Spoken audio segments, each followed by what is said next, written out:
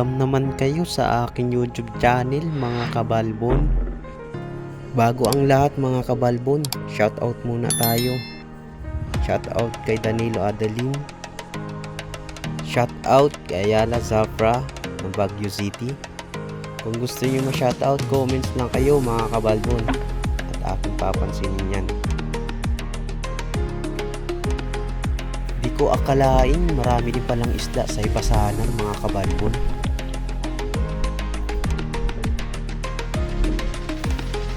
Kung nakikita nyo mga kabalbon, hindi ko pa tinatanggal dyan ang kawing ng kanuping.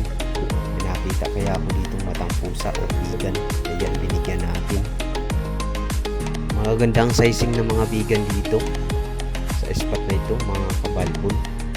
Ito lamang ay isang Ibasanan, mababaw lang mga kabalbon. Halos tungkad ang mga bata dito.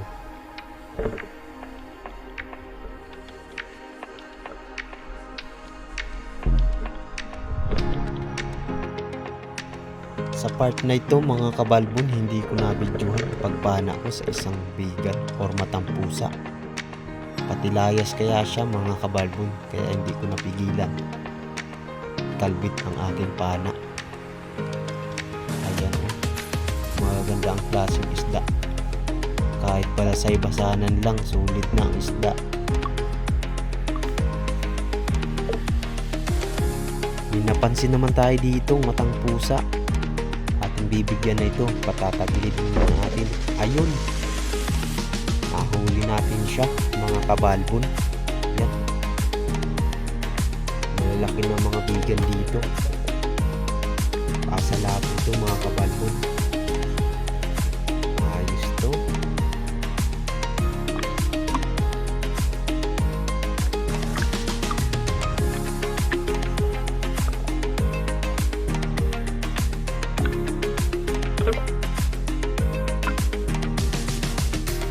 Sa part na ito may nakita akong pugitang araw mga kabalbon. Ayan o, puting puti. Kitang kita mo sa gabi. Hindi tulad pag araw, nako, makikita mo lang parang pato mga kabalbon. Kailangan sa araw malinaw ang mata mo. So ayan, ginagawa ko, sinusungkit ko at para mahanap yung kiliti ng isang pugita mga kabalbon.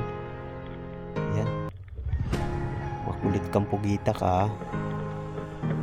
Ayan, sungkitin natin. Labas na. Ibasanan lang ito mga kabalbon. Ayan na mga kabalbon, lumabas na siya. Ayun, ating bibigyan to. Ayun, gitik ka dyan. Ayun, magandang patama natin mga kabalbon. Medyo nabungaw siya dun. Ayos to. Ang pugitang araw mga kabalbon sa gabi hindi masyadong mapersa. Ito na pag-araw. Nako, ang persa niya. Talagang uubusin ang lakas mo. Yan, nakuha natin. Kaso may putol mga kabalbon. 3 ang putol ng kalama. Pero may tubo na. Sayang. Big na sana ito mga kabalbon. Magiging medium ito. May 3 putol ay. Ayos to. May pandurdugtong naman tayo sa kahirapan. Kahit Ibasanan lang, solid sa spot na ito.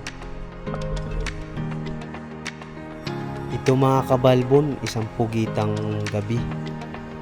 Ang pagkakaiba ng pugitang araw at pugitang gabi mga kabalbon, ang ulo ng pugitang gabi, mahaba ang ulo.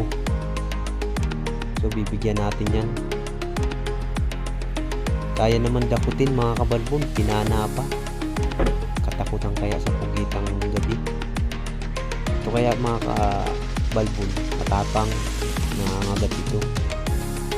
Kahit maliit sila, nangangagat. Pero ang pugitang araw naman nangangagat kasi hindi naman parati. Ito ay bawat pag ikaw kinapitan talaga nito ay. So mga kabalbon, hindi ko na videoan yung danggit losay. Ayan o, yung nasa unahan mga kabalbon, malaki na rin. Dito ay may nakita tayo dito matang pusa. Pasensya na mga kabalbon, hindi kita gawa ng mga damo-damo. or lusay kung tawagin dito sa amin. Pwesto na tayo, bigyan natin. Ayun, na stone shot natin mga kabalbon. Ayos, malapad ng vegan. Ganda ng spot dito talaga mga kabalbon, sulit. Mabalikan ng spot na ito. Daming isda dito, kahit mababaw lang, ibasanan. Yan.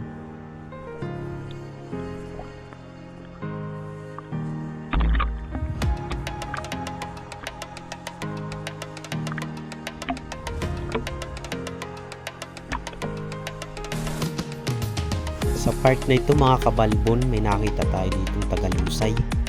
Tawag dito sa amin ay Mumul. Ayun, dali natin siya. Magandang patama natin, stone shot mga kabalbon.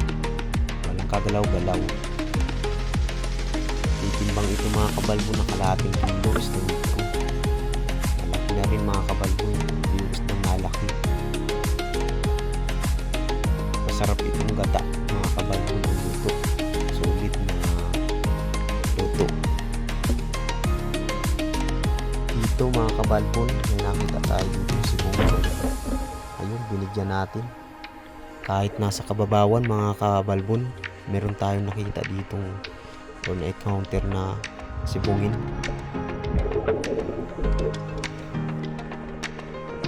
Yan mga kabalbon. At may nadamay pa mga kabalbon. Hanggang dito lang muna ang aking adventure mga kabalbon. Kung nagustuhan nyo, pahingin naman ng like, subscribe, share, at huwag nyo kalimutan i-click ang notification bell para every time ako mag-upload ay lagi kayong updated sa aking channel mga kabalbon. Hanggang dito na muna mga kabalbon. Next video ulit.